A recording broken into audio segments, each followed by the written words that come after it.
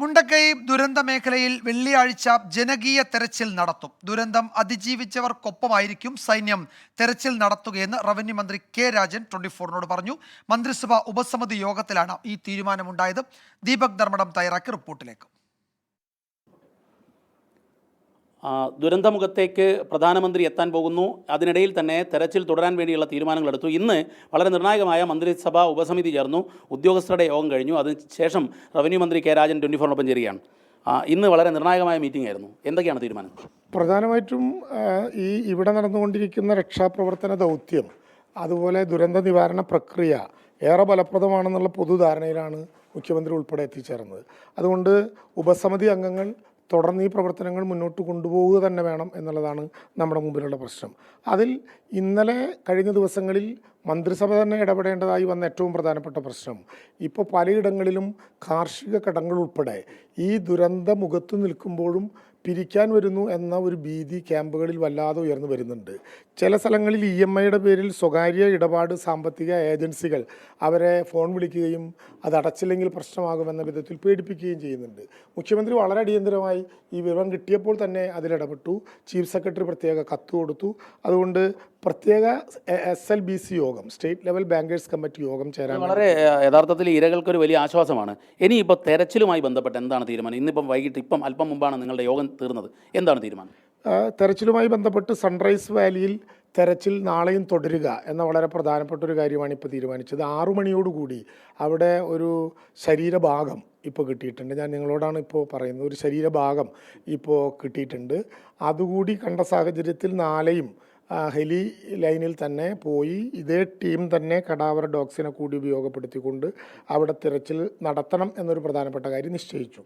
മറ്റന്നാൾ രാവിലെ മുതൽ എഫക്റ്റഡായിട്ടുള്ള പാർട്ടീസിനെ കൂടി പങ്കാളിയാക്കിക്കൊണ്ട് 6 സോണലുകളായി തിരിഞ്ഞ് നമുക്ക് ഇനിയും ബന്ധുക്കളെ കണ്ടെത്താനായില്ല, ഇന്ന സ്ഥലം കൂടി ഒന്ന് നോക്കാൻ പറയുമായിരുന്നു, ഒന്ന് പറഞ്ഞോട്ടെ എന്ന് തോന്നുന്ന ആളുകളെയും ജനപ്രതിനിധികളെയും എല്ലാം കൂട്ടി, അതായത് വെള്ളിയാഴ്ചത്തെ തിരച്ചിൽ ബന്ധുക്കളെ ഉൾപ്പെടുത്തിക്കൊണ്ടുള്ള ഒരു ജനകീയ തെരച്ചിലാണ്.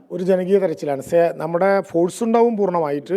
എന്നാൽ രാവിലെ 8 മണിക്ക് തന്നെ ആരംഭിച്ചു. ബന്ധുക്കൾക്ക് ഇന്ന സ്ഥലത്തു കൂടി നോക്കണം എന്ന് പറഞ്ഞാൽ അവിടെ കൂടി നോക്കാവുന്ന വിധത്തിൽ ജനകീയമായിട്ടുള്ള ഒരു തെരച്ചിൽ വെള്ളിയാഴ്ച രാവിലെ തന്നെ നടത്താൻ കഴിയുന്ന വിധത്തിലുള്ള പരിപാടികൾ നമ്മൾ പ്ലാൻ ചെയ്തിട്ടുണ്ട്. ആളുകളെ ആരെയെങ്കിലും ഉത്തരവാദിത്വത്തോടെ അങ്ങോട്ട് കൊണ്ടുവരേണ്ടതുണ്ടെങ്കിൽ ബന്ധപ്പെട്ട ക്യാമ്പുകളിൽ പറഞ്ഞാൽ അവിടെ നിന്ന് വാഹന സൗകര്യത്തോടു കൂടി കൊണ്ടുപോയി. കാരണം ഇത് കൊണ്ടുപോകുന്നതിനൊരു പ്രയാസമുണ്ട്. എല്ലാവരും കൂടി അവിടെ വന്ന് വീടിൻ്റെ പഴയ ഭാഗത്തൊക്കെ പൊന്തിച്ചു പിടിച്ച് കയറി വീഴുകയോ എന്തെങ്കിലും അപകടം ഉണ്ടാവുകയോ ഒക്കെ ചെയ്താലുള്ള സുരക്ഷാ പ്രശ്നങ്ങളുണ്ട്. അപ്പോൾ ക്യാമ്പുകളിൽ അങ്ങനെ ആർക്കെങ്കിലും പോകണം എന്ന് തോന്നുന്നുണ്ടെങ്കിൽ ക്യാമ്പ് ലീഡർമാരെ അറിയിച്ചാൽ അവിടെ നിന്ന് കിട്ടുന്ന നിർദ്ദേശത്തിൻ്റെ അടിസ്ഥാനത്തിൽ പോലീസ് തന്നെ പ്രത്യേക വാഹനം തയ്യാറാക്കി അവരെ അവിടെ കൊണ്ടുപോയി അത് നോക്കിച്ച് ശ്രദ്ധയോടുകൂടി തിരിച്ചെത്തിക്കും. വയനാട്ടിൽ ഇപ്പോൾ ഉള്ള മുഴുവൻ ആളുകളുടെയും രക്തസാമ്പിളുകൾ നാളെ വൈകുന്നേരം 5 മണിക്ക് ഏത് വിധേനയും നേരിട്ട് പോയി അവരോട് സംസാരിച്ച് നാളെ വൈകുന്നേരത്തിനുള്ളിൽ എടുക്കണം എന്ന് കർശനമായി തീരുമാനിച്ചിട്ടുണ്ട്. കാരണം അതുകൂടി കിട്ടിയാലേ നിലവിലുള്ള ശരീരഭാഗങ്ങളുടെ DNA ടെസ്റ്റുമായി ഒത്തുചേർത്ത് ഇത് ആരുടേതാണ് എന്ന് പറയാനാകുള്ളൂ. വാടക വീടുകളുടെ ലിസ്റ്റ് 2 ദിവസത്തിനുള്ളിൽ ഫൈനലൈസ് ചെയ്യാൻ ബന്ധപ്പെട്ട ആളുകൾക്ക് നിർദ്ദേശം നൽകിയിട്ടുണ്ട്. അതിഥി തൊഴിലാളികളായി ഇപ്പോൾ പ്രത്യേകമായ ക്യാമ്പുകളിലുള്ളവരെ നാളെ തന്നെ റിലീസ് ചെയ്യാൻ ആവശ്യമായിട്ടുള്ള സൗകര്യങ്ങൾ ഉണ്ടാക്കും. അതത് സ്റ്റേറ്റുകളെ ഇന്ന് തന്നെ ഡിസ്ട്രിക്ട് മജിസ്ട്രേറ്റ് എന്ന വിധത്തിൽ ജില്ലാ കളക്ടർ അറിയിക്കുകയും ചെയ്യും. Thank you minister. വളരെ കൃത്യമായി തന്നെ ഒരു ആസൂത്രണത്തോടു കൂടിയുള്ള പ്രവർത്തനം, പ്രത്യേകിച്ചും ഒരു ജനകീയ തെരച്ചിൽ, ഉദ്യോഗസ്ഥരും രക്ഷാപ്രവർത്തകരും ഒപ്പമുള്ള ജനകീയ തെരച്ചിൽ വെള്ളിയാഴ്ച നടത്താൻ പോകുന്നു. കുറ്റമറ്റ രീതിയിൽ തെരച്ചിൽ മുന്നോട്ട് കൊണ്ടുപോകാനാണ് ഇപ്പോൾ അവസാനിച്ച മന്ത്രിതല ഉപസമിതി തീരുമാനിച്ചിരിക്കുന്നത്.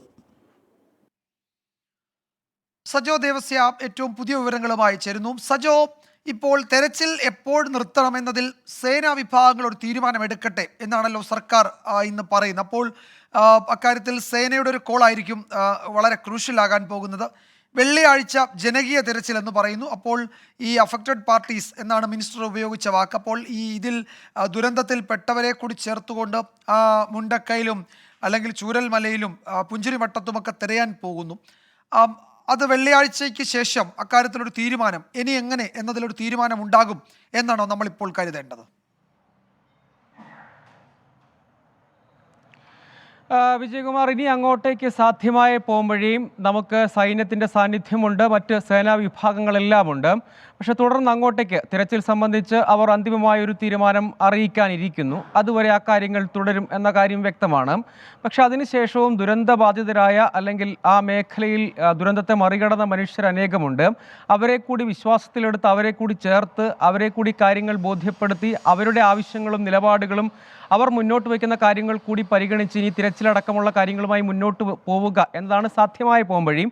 നേരത്തെ മുതൽ വിവിധ ആളുകൾ ഉന്നയിച്ച ഒരു ആവശ്യം കൂടിയാണ്. അത് പലപ്പോഴും ഉയർന്നു വന്നൊരു പ്രധാനപ്പെട്ട വിമർശനം, ക്യാമ്പുകളിൽ കഴിയുന്ന മനുഷ്യരുണ്ട്, അവരിൽ പലരും ദുരന്ത മേഖലയിലേക്ക് കടക്കുമ്പോഴുൾപ്പെടെ അതിനകത്ത് കുറേ കൂടി കാര്യക്ഷമമായ ഒരു ഇടപെടലായിരുന്നു യഥാർത്ഥത്തിൽ ആവശ്യം. പക്ഷേ അവരെ കൂടി ഉൾക്കൊള്ളിക്കുന്ന രീതിയിൽ ആ തിരച്ചിലടക്കമുള്ള കാര്യങ്ങൾ മുന്നോട്ട് പോവുക, അവരെ കൂടി കാര്യങ്ങൾ ബോധ്യപ്പെടുത്തുക എന്നത് വളരെ പ്രധാനമാണ്.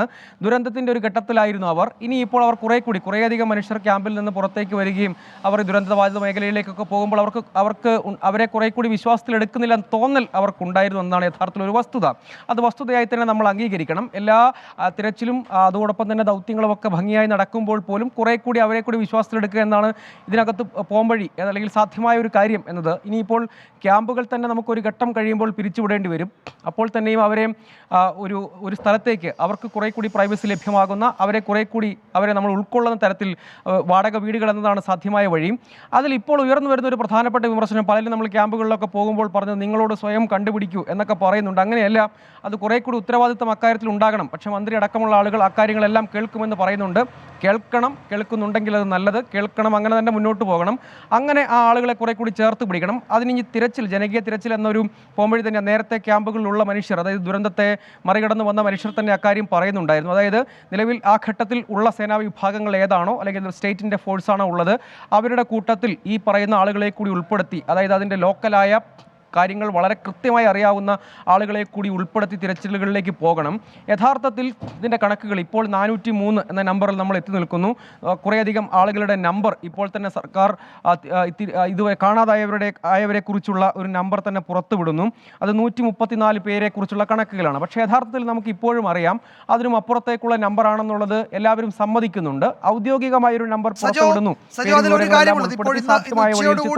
ഈ മുഴുവൻ പേരുടെയും പട്ടിക പുറത്തു വന്നത് അതിനുശേഷം ഇത്രയും മണിക്കൂറുകളായി അതിലെന്തെങ്കിലും കൂട്ടിച്ചേർക്കലുകളോ അതിൽ എന്തെങ്കിലും കൂടുതൽ വിവരങ്ങളോ പൊതുജനങ്ങളിൽ നിന്ന് ഈ സംവിധാനത്തിലേക്ക് വന്നിട്ടുണ്ടോ? അപ്പോൾ അതായിരുന്നുവല്ലോ ഈ പട്ടിക പുറത്തുവിടുന്നതും അവരുടെ ചിത്രങ്ങൾ നൽകുന്നതിലൂടെയും ഈ ജില്ലാ ഭരണകൂടവും റവന്യൂ വകുപ്പും ഒക്കെ പ്രതീക്ഷിച്ചത്. അതിലെന്തെങ്കിലും പുരോഗതി ഉണ്ടായിട്ടുണ്ടോ? കാണാതായവരുടെ എണ്ണം സംബന്ധിച്ച് ആ കണക്ക് അപ്ഡേറ്റ് ചെയ്യപ്പെടേണ്ടതാണെന്ന് നേരത്തെ സർക്കാർ പറഞ്ഞിരുന്നു. അപ്പോൾ അതിന് അനുബന്ധമായ വിവരങ്ങൾ ജനങ്ങളിൽ നിന്ന് കിട്ടിയിട്ടുണ്ടോ ഈ കണക്ക് പുറത്തുവിട്ടതിന് ശേഷം?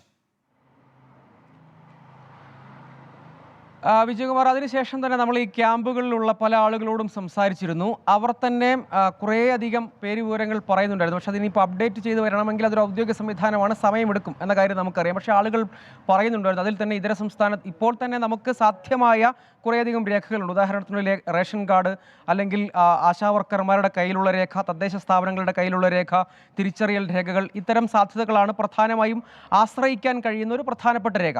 പക്ഷേ അതിനും അപ്പുറത്തേക്ക് ഇതൊരു ടൂറിസം സ്പോട്ടായിരുന്നു. ഒപ്പം അവിടെ ഇതര സംസ്ഥാന തൊഴിലാളികളുണ്ടായിരുന്നു, അവിടെ അനുബന്ധ മേഖലകളിൽ ജോലി ചെയ്യുന്ന നിരവധി ആളുകളുണ്ടായിരുന്നു. അതെല്ലാം ജനങ്ങൾക്ക് നേരിട്ടറിയാവുന്ന ആളുകളുടെ പേര് വിവരങ്ങൾ പല ക്യാമ്പിലുള്ള അംഗങ്ങളും, അതായത് ക്യാമ്പുകളിൽ ഇപ്പോൾ താമസിക്കുന്ന യഥാർത്ഥത്തിൽ ദുരിതബാധിതരായ മനുഷ്യർ പലരുടെയും പേര് വിവരങ്ങൾ സംബന്ധിച്ച് പറയുന്നുണ്ടായിരുന്നു. അത് വീണ്ടും സിസ്റ്റത്തിന് കുറേ കൂടി കൗണ്ടർ ചെക്ക് ചെയ്ത് ആ വിവരങ്ങൾ ഇനിയും അപ്ഡേറ്റ് ചെയ്ത് വരാൻ സ്വാഭാവികമായും സമയമെടുക്കും. അത് നമുക്ക് ഉൾക്കൊള്ളാവുന്ന ഒരു കാര്യമാണ്. കാരണം ഈ ആളുകൾ അവർക്ക് പരിചയമുള്ള ആളുകളുടെ പേര് വിവരങ്ങളാണ് പങ്കുവെക്കുന്നത്, അത് സംബന്ധിച്ചുള്ള വിവരങ്ങളാണ് അവർ പറയുന്നത്. സ്വാഭാവികമായും അത് ഒന്നുകൂടി പുനഃപരിശോധിച്ചാണ് ആ വിവരങ്ങൾ ആഡ് ചെയ്യേണ്ടത്. അപ്പോൾ വരും ദിവസങ്ങളിൽ നാളെയോ മറ്റന്നാളോ ആയി ആ രേഖ വികസിക്കുമെന്ന കാര്യം ഉറപ്പാണ്, ഒരു സംശയവും വേണ്ട. അത് ഇപ്പോൾ നമ്മൾ ഔദ്യോഗികമായും അനൗദ്യോഗികമായും പറയുന്ന നമ്പറുകൾക്ക് മുകളിലാണ് ഇപ്പോൾ യഥാർത്ഥത്തിൽ ദുരന്തബാധിതർ അല്ലെങ്കിൽ കാണാതായവർ, നഷ്ടപ്പെട്ടു പോയ മനുഷ്യജീവിതങ്ങൾ എന്ന കാര്യത്തിൽ യാതൊരു സംശയവുമില്ല. ഇനി അങ്ങോട്ടേക്ക് ഇത് സംബന്ധിച്ചൊരു വിശദമായ പട്ടിക ഉണ്ടാക്കുക, ഒപ്പം തിരച്ചിൽ സംബന്ധിച്ച് ജനകീയമായി അത് മുന്നോട്ട് കൊണ്ടുപോകുക. മറ്റൊന്ന്, പുനരധിവാസത്തിൽ പരാതികൾ ഉണ്ടാകാതിരിക്കുക. പുനരധിവാസം എന്നത് കുറച്ചുകൂടി സമയമെടുക്കുന്ന പ്രോസസ്സാണ്. അതിനു മുൻപ് ഈ ആളുകൾക്ക് കുറേ കൂടി മെച്ചപ്പെട്ട, പലപ്പോഴും, അതായത് ഞാൻ ഇന്ന് ഈ പഞ്ചായത്ത് അധികൃതരുമായി സംസാരിക്കുകയായിരുന്നു. അവർ പറയുന്നത് പലപ്പോഴും ഈ വാടക വീടുകൾ എടുത്തു നൽകും, പിന്നീട് ഉണ്ടാകുന്ന ഒരു പരാതി എന്ന് പറയുന്നത് ഇത് ആരുടെ ചുമതലയാണ് എന്നൊരു ചോദ്യം ഉണ്ടാകും. ആളുകളെല്ലാം ഇവിടെ നിന്ന് മടങ്ങും. അപ്പോൾ വാടക വീടിൽ പോകുന്ന ആളുകൾക്ക് വേണ്ടത്ര ശ്രദ്ധ കിട്ടാതെ വരും. ഇങ്ങനെയുള്ള നിരവധി കാര്യങ്ങളുണ്ട്. ഇനി അങ്ങോട്ടേക്ക് കുറെ കൂടി സൂക്ഷ്മമായി ഈ ദുരന്തത്തെ മറികടന്ന മനുഷ്യനെ പുനരധിവസിപ്പിക്കുന്ന കാര്യത്തിൽ പദ്ധതി ഉണ്ടാക്കുന്നതിനപ്പുറത്ത് അതുവരെ ഈ മനുഷ്യരെ എങ്ങനെ ചേർത്ത് പിടിക്കണമെന്നൊരു ചോദ്യമുണ്ട്. കേരളം ആകെ ഇതിനുവേണ്ടി വർക്ക് ചെയ്യുന്നുണ്ട്. പക്ഷേ ഉത്തരവാദിത്തപ്പെട്ടവർ ആ മനുഷ്യരെ ഒരു ഘട്ടത്തിലും, അതായത് ഒരു പുനരധിവാസ പദ്ധതിയുടെ ഒരു ഡിസൈൻ രൂപരേഖയുണ്ടായി അതിലേക്ക് എത്തുന്നത് വരെയുള്ള സമയം ആ സമയം വരെ ഈ മനുഷ്യരെ ഒരു പരാതികളും ഇല്ലാതെ ചേർത്ത് പിടിക്കേണ്ട ഉത്തരവാദിത്വം നമ്മുടെ സംവിധാനങ്ങൾക്കുണ്ട്. ആ കാര്യത്തിൽ കൂടി തിരച്ചിൽ മാത്രമല്ല ഈ കാര്യത്തിലും വലിയ ശ്രദ്ധയുണ്ടാവേണ്ടത് അനിവാര്യമാണ്. ആളുകൾ അത് കൃത്യമായി തന്നെ പറയുകയും ചെയ്യുന്നുണ്ട്. വിജയകുമാർ. യെസ്, സജോ ദേവസ്യാണ് വിവരങ്ങൾ നൽകിയത്. സജോ സൂചിപ്പിച്ച ഒരു പ്രധാനപ്പെട്ട കാര്യം, ഈ കാണാതായവരുടെ പട്ടിക സംബന്ധിച്ച ആ വിവരങ്ങൾ പുറത്തു വന്നതിന് ശേഷം ക്യാമ്പുകളിൽ നിന്ന് കൂടുതൽ ആളുകൾ ഈ പട്ടികയിൽ മിസ്സിംഗ് ആണ്, അല്ലെങ്കിൽ കൂടുതൽ ആളുകൾ ഈ പട്ടികയിൽ ഉൾപ്പെടേണ്ടതുണ്ട് എന്ന് ക്യാമ്പുകളിലുള്ളവർ പറയുന്നുണ്ട്. അവർക്കറിയാവുന്ന കാണാതായ പലരും ഈ പട്ടികയിൽ ഇല്ല എന്ന വിവരം കൂടി അവർ പറയുന്നുണ്ട്. അങ്ങനെയാണെങ്കിൽ ആ പട്ടിക അപ്ഡേറ്റ് ചെയ്യപ്പെടേണ്ടി വരും എന്ന് തന്നെയാണ്, ആ വിവരമാണ് ക്യാമ്പിലുള്ള അതിജീവിച്ച ആളുകൾ പറയുന്നത്.